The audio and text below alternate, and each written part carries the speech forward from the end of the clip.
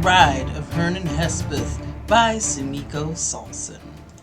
What kind of mother sends her child to Halloween camp?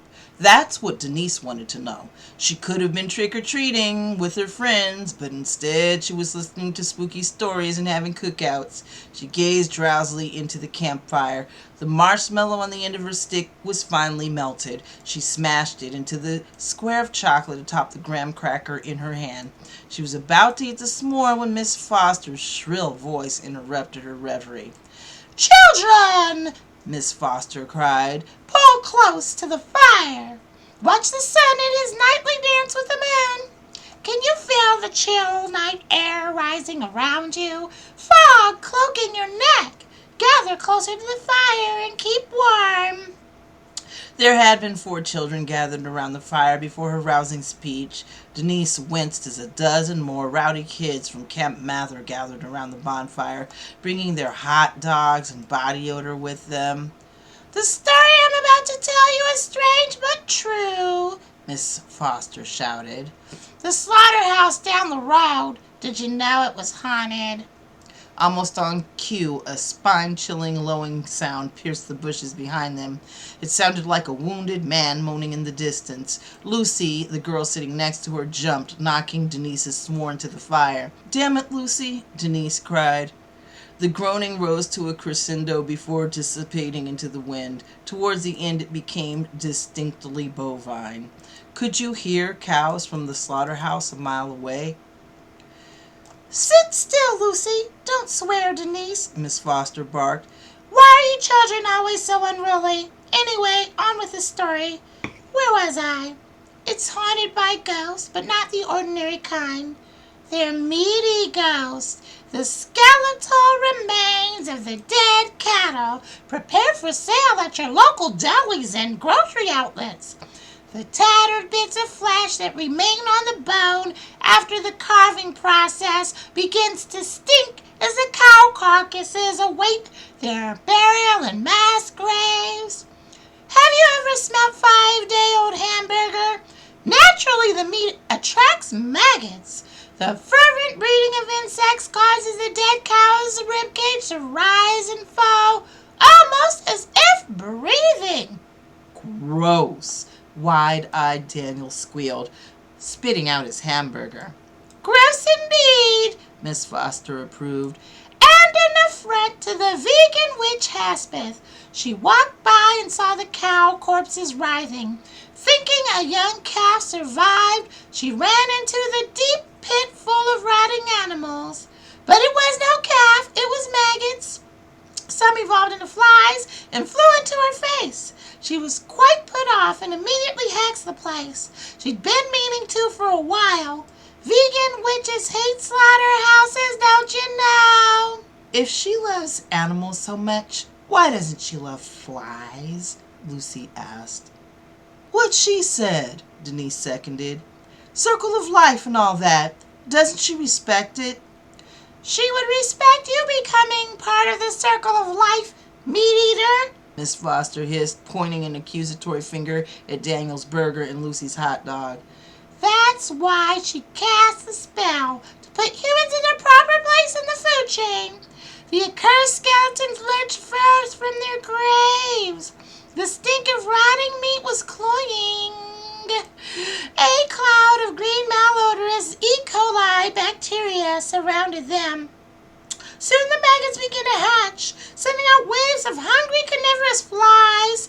The angry mob of dead cattle marched towards Camp Mather, looking for filthy meat-eaters upon which to enact their revenge."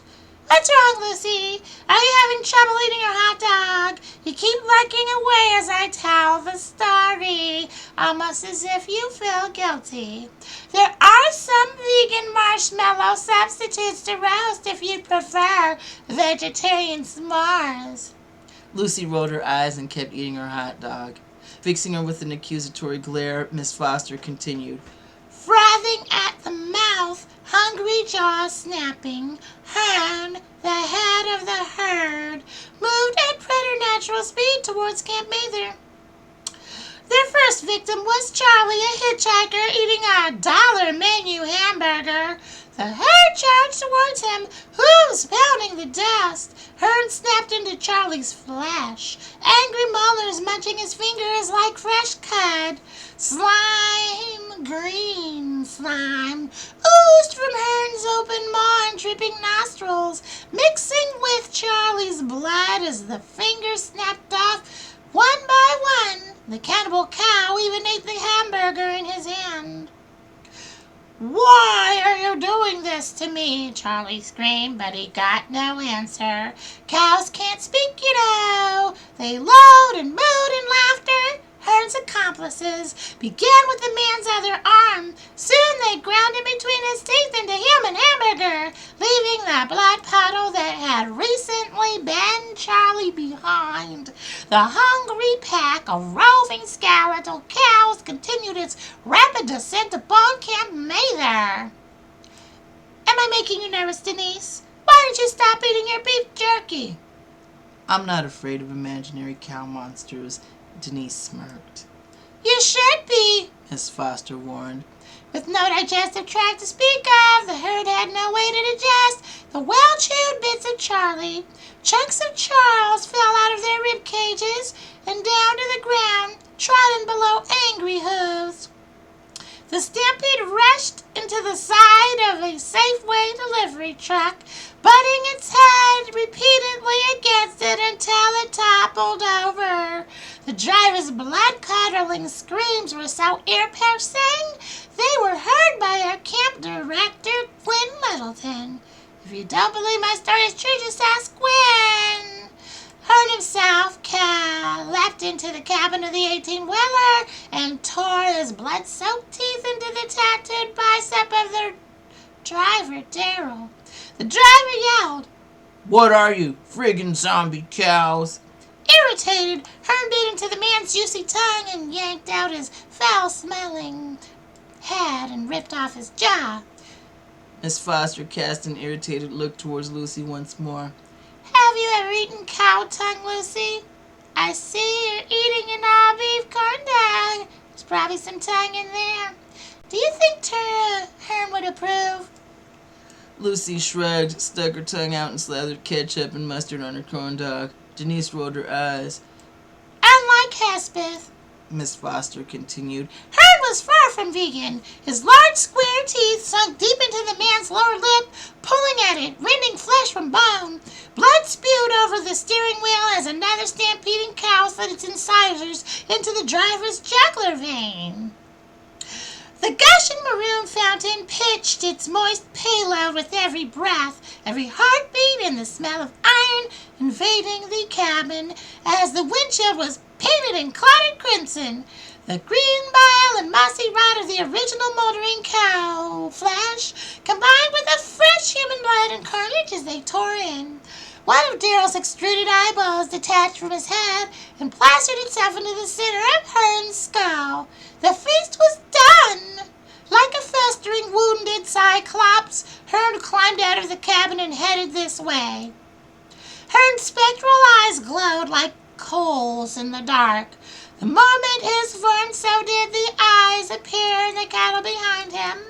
Herne, the soul bull in the stampede, was an oddity for the slaughterhouse. Where did he come from? Some have associated him with Herne the hunter, the stag-antlered aspect of Cernus, the horned god. Others have associated him with Baphomet, the goat-antlered god of the idolatrous Templars. Still others say he is descended from the golden calf the Jews worshipped coming out of captivity in Egypt. But who cares? I mean, really? If a moldering, dead cow skeleton is eating you, do you really need to know its backstory? Like the world's worst case of acid reflux, the beef from the local slaughterhouse kept coming back up towards Camp Mather. I suppose it's because we order so many hamburger patties to keep you kids happy during summer camp. I would, if I were you, seriously consider a vegan lifestyle. Suddenly Miss Foster stood up and raised her arms to the sky. There was a gleam in her eye. The gleam quickly rose into a flash, and that flash turned bright red. The hidden moon rose from behind a cloud, round and full, and its warm glow ensued the camp counselor as she began to transform. She stretched out, growing taller and leaner, bones exposed from below her flesh and upon her skull, a headdress of bovine teeth. It is I, children. It is Hespeth. Looking back over her shoulder, Denise saw two glowing eyes in the dark forest behind her. They were accompanied by a smell, rank, like the meat that went off in the refrigerator last month after the blackout. The electricity had been out for 2 days. The stench was heavy, cloying. Before she knew it, the creature was before her, beside her, hungry. Denise stared in shock as the zombie bull Herne chomped down on little Lucy's skull, jaw agape, tongue dangling, eyes bulging, arm hanging loose to one side. Lucy dropped the half-eaten corn dog into the dirt before crumbling.